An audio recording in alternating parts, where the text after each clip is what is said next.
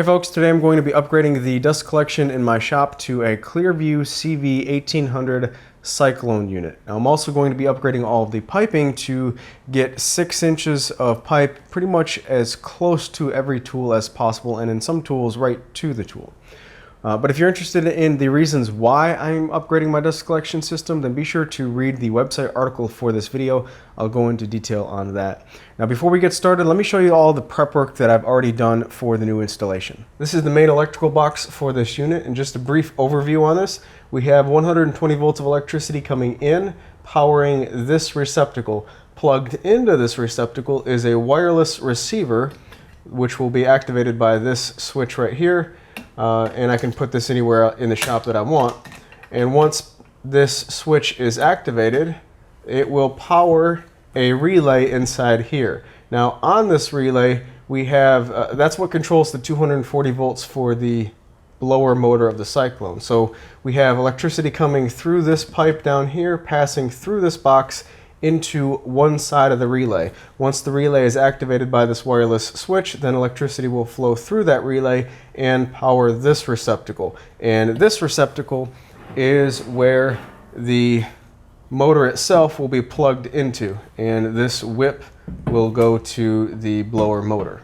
I wanted to have as much prep work done as possible before the installation began, so I went online and printed off all of the dimensions needed for the completed installation. And that allowed me to determine the center line of the Cyclone, and I don't know if you can see it, but I wrote on the wall all of the markers here, the center line of the Cyclone, and then up at the top, which is probably out of sight, where the brackets will be. But that's important for me to not only determine if I have enough space on this wall, but the approximate location of the motor is necessary for me to determine where this electrical panel or this electrical box needed to be placed. In conjunction with the dimension diagram, I also used the dust barrel that I'm going to be using and the filters to lay out the approximate location. Now the filters, the entire Cyclone setup is going to be as close to the ceiling as possible, so I will have to build something to support the filters on this side. But there is plenty of room for them to be in the corner. And then this barrel is a 55-gallon barrel, and I'm not entirely sure how I'm going to connect the hose to the top of it for the dust, but we'll cross that bridge when the time comes. It's recommended that this Cyclone has 5 feet of straight pipe right out of the Cyclone to reduce turbulence. And due to that limiting factor, as well as these garage door rails being a really big pain in the butt, the only logical place for this unit is in that back corner, as I previously showed you. That means some of the tools in my shop had to be moved around. No big deal whatsoever. I took the time to generate a really nice detailed layout in SketchUp to really determine optimal placement for all of my tools. And I've mixed and matched and moved everything around. And this is pretty much the best it's going to get. So I've already got all my materials unboxed, and I've got a friend on the way to help me install, so should be a fun day. A good friend of mine, Wayne Brown, is helping me with the installation, and I think installing the dust collector on an open wall with no restrictions would have been pretty easy, but both due to my garage door rail and the over-the-door garage shelves being in my way, the installation was a little bit tricky, so having an extra set of hands was really helpful. So the first order of business was the mounting bracket.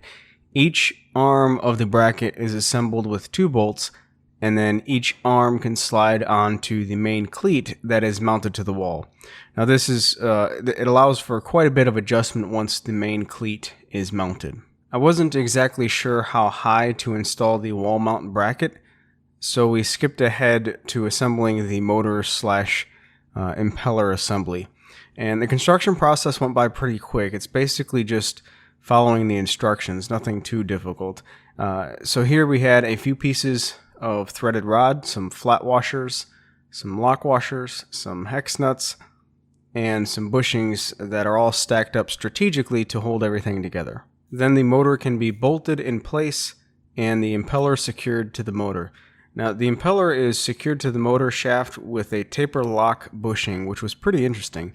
It's similar to the way a router bit is installed in a router with a collet, except it's reversed. Here the impeller is tightening onto the motor shaft, whereas a router motor would be tightening onto the router bit shaft. With the motor / impeller assembly completed, I determined the distance from the top of the motor to the top of the bracket cleat. And that distance plus the distance I wanted to leave between the top of the motor and the ceiling determined the mounting height for the bracket cleat. And then I could just secure the cleat with some, I think these are 5/16 of an inch lag bolts into the wall studs. Now, if you do get the mounting kit for this Cyclone, keep in mind that the bracket arm extends all the way to the back of the cleat. And in my case, I had to remove one of the lag bolts so that I could get the arm in place. I didn't realize it until after I mounted the main cleat piece. Remember when I said that my garage door rail and shelving system was in the way? We ended up having to remove one of the mounting arms, slide the motor and blower assembly in place, and then reattach the second mounting arm. Now this would have been so much easier if the collector was mounted on a section of wall free of any obstructions, but in the end we got it, and we also wired the motor before installation as well. Next up was the transition and blower housing, which is just following instructions once again, and general assembly stuff. Nothing difficult. However, I did do a few things out of order. I was supposed to start sealing off the seams on the transition before attaching it to the blower housing, so I did have to backtrack a little bit, but it wasn't that big of a deal. After all of the seams on the blower housing have been sealed off, the Cyclone itself can be added and then sealed off as well. The filters get stacked on top of each other and are secured to one another with a bead of clear silicone in the seam and then a band clamp on top of that. For some reason, I totally forgot to pick up some foil tape, so right about here, Wayne ran to the store to get some real quick, and I decided to install the Cyclone while he was gone, which really wasn't as bad as I thought it would be, doing it by myself. I made sure to start the two clips closest to me so that I could hook them over the top of the motor mount, and then very carefully add the rest of the clips and tighten everything down while keeping an eye on the Cyclone and making sure it just doesn't fall. The kit I got came with a pre-assembled cleanout box, but the instructions show you how to make your own if you don't want to buy one. And it gets secured to the bottom of the filter stack with silicone as well.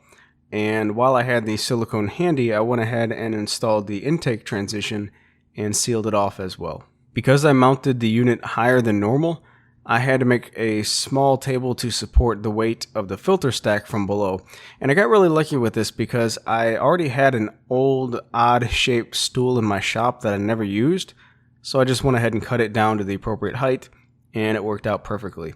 At the top, the top of the filter stack is secured with a couple of screws and then sealed off with some foil tape. And as you can tell, it's kind of a tight fit in there to make sure the tape was sealing appropriately.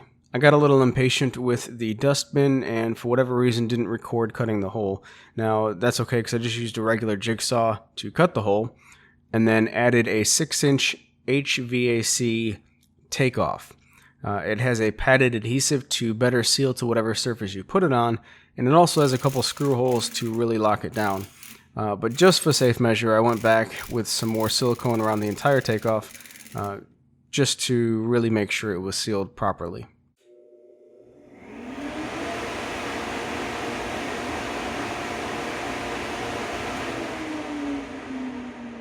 After turning it on for the first time, I realized I had the motor wired to spin in the wrong direction. Here's the wiring diagram on the back side of the electrical cover on the motor. It gives instructions for both clockwise and counterclockwise rotation, so I guess I determined the rotation from the wrong end. Basically, I wired the motor exactly like the diagram shows, and I should have wired it incorporating the reversing instructions below the diagram. But laying across the storage shelf above the garage door to reverse the motor was actually really easy, and it only took me about a minute or two to reverse the wires. When it's all said and done, installation only took about 5 hours, and that's with the help of somebody else for the majority of it. I'm not sure how much different the installation time would have been on, say, an unobstructed wall, but it definitely would have been a little bit less had I not been recording the process. In the next video, I'll cover the ducting to connect the dust collector to all of my tools. And spoiler alert, this dust collector is strong. It is much, much stronger than my last setup. So be sure to subscribe so you don't miss any of the upcoming videos. And for more information, check out my second channel, which is JBates2.